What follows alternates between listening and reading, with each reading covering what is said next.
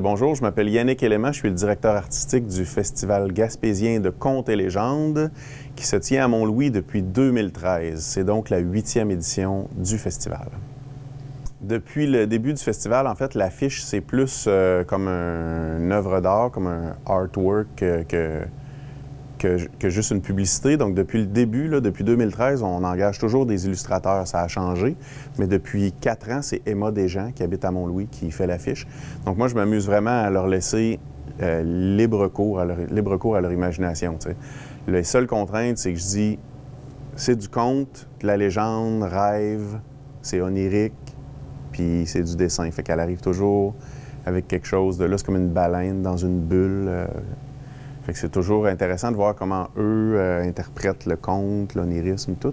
Fait que je pense que c'est devenu comme une marque de commerce du festival d'avoir toujours une illustration comme affiche, en fait. On a eu peur de ne pas pouvoir faire le festival de contes et légendes, sauf qu'on est quand même très résilient. On l'a repoussé, on a attendu que les choses se calment un peu. On a vu l'état de la situation avec la saison culturelle qu'on a eue de 6 spectacles, donc on s'est quand même bien adapté. Et l'édition est rendue possible parce qu'on l'a repoussé en septembre, donc en appliquant des normes sanitaires, là, on sait qu'on est capable de le faire. Donc les changements, c'est qu'il n'y a pas de maison du conte cette année. Donc il y a des contes sur la plage. Les contes en salle, c'est 50 personnes seulement. Ça respecte la jauge légale, nécessaire.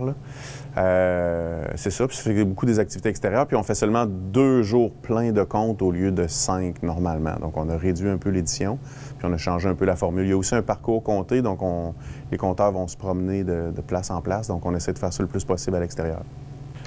Donc, étant donné que l'édition s'est développée un peu dernière minute, j'ai lancé mes contacts pour avoir des conteurs. C'était pas si simple que ça. Donc, les conteurs qui ont relevé le défi dans un contexte pandémique, ceux que vous connaissez déjà, là, Stéphane Albert Madix de Rivière-à-Claude, Patrick Dubois qui fait la petite grève, il y a Steven Slab qui va être là, qui n'est jamais venu ici, il y a Bill Beaucire que vous connaissez déjà, le slammer, il y a Lynn Richard qui va être là, et Rémi Franqueur de Trois-Rivières. Donc il y a des nouveaux conteurs, mais il y a des visages que vous connaissez déjà. Donc l'idée, c'est de les faire tous se mélanger ensemble pour faire des beaux collectifs. Donc, la programmation spéciale pandémie cette année, on ouvre jeudi le 17 avec un 5 à 7. C'est un peu ce que vous connaissez déjà, donc 5 à 7 avec de la pizza. Le conte en tant que tel, les contes en tant que tel commencent le vendredi. Donc, à 6h30, c'est sur la grève, sur la plage à Mont-Louis. C'est la petite grève, en fait. C'est le concept de conte de Patrick Dubois que vous connaissez déjà, parce qu'il est déjà venu conter dans le festival. C'est un concept qui exploite, lui, depuis 2012, c'est-à-dire de conter des contes autour du feu avec du monde qui viennent inviter, dans le fond, du public. Donc, cette année, dû à la pandémie, il a dû annuler son concept, il ne l'a pas fait, il n'a pas compté. Donc là, c'est la petite grève qui se déplace à Mont-Louis. Donc lui, il s'installe à Mont-Louis le vendredi et le samedi, le 18 et le 19 à 6h30. Ça va avoir lieu sur la plage à Mont-Louis, mais à la jonction de la 132 et de la Pointe-Sec. Donc, il y a un petit coin privé, là, c'est en face de chez Amélie Mas, pour ne pas la nommer. Donc, il va s'installer. On va avoir mis une affiche donc à 6h30. L'idée, c'est qu'il compte pendant le coucher du soleil. Donc, le décor derrière lui, c'est le soleil qui se couche sur la mer. Les 2 soirs, même si c'est le même concept, c'est des contes différents. Donc, gênez-vous pas pour venir voir les 2 soirs. C'est de la contribution volontaire en plus. Donc, même chose pour le cabaret à 8h. On a un cabaret en salle, donc c'est 5 conteurs à chaque soir.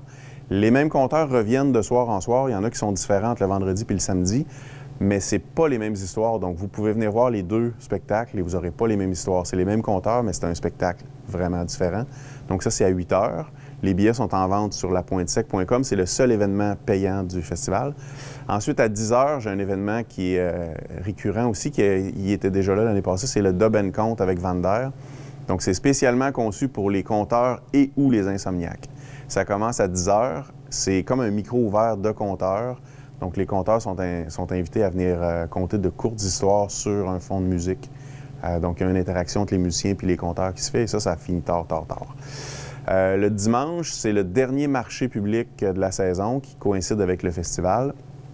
Donc, on essaie que ce soit le plus gros de la saison. Il y a des contes jeunesse qui sont offerts à 11h. c'est Delphine Moret avec le conte de Jean-Barc le pirate. Donc, c'est à 11 h, on invite les familles. Ça va être dans la salle, dans la grande salle. C'est ça, puis venez acheter vos légumes. Il y a une conférence aussi sur l'histoire du pain qui devrait être donnée à 2 h. Donc, suivez la programmation en ligne, en fait. Étant donné le court délai, on n'a pas pu sortir un dépliant papier. Donc, suivez la programmation en ligne sur les pages Facebook du Festival gaspésien de Contes et légendes. Il apparaît aussi, la programmation apparaît aussi sur la Pointe-Sec et vous allez la trouver, c'est sûr et certain.